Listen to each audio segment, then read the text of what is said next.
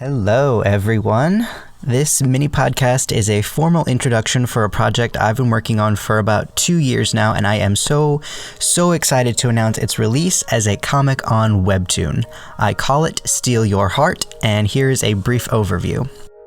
Damascus has devoted his life to rescuing, rehabilitating, and protecting dragons from the organization Knighthood, which seeks to eradicate dragons on the belief that they are vicious animals. But Damascus knows the truth. He can hear their telepathic conversations and understands their language, and he's the only human on Earth that can do so. One dragon in particular has slipped through his fingers for over a decade, a giant green male that has spent an unprecedented 17 years in Knighthood's grasp. But even once rescued, Kortallen's torment is far from over. He is plagued by vicious nightmares and flashbacks of human cruelty at every turn. Will he find the courage to let Damascus help him heal? Or will he crumble before Knighthood's demise is even in sight? Can the people at Damascus's dragon sanctuary find a way for the creatures to coexist safely with humans before they are all wiped out? Steal Your Heart is a love story in the same vein as The Shape of Water, offering the sweet wistfulness of a Studio Ghibli film while maintaining the gritty reality of the after effects of trauma.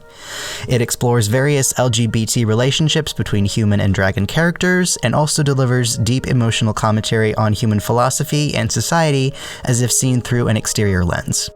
The story itself is a bedtime story for me. It was the last thing on my mind at night as I was working on it, and the thing that saw me off to sleep and woke me up in the morning. It's a love letter to my own soul, an exploration of what love means to me and feels like to me, and so I hope that the love I poured into every word and every brushstroke is felt by my readers.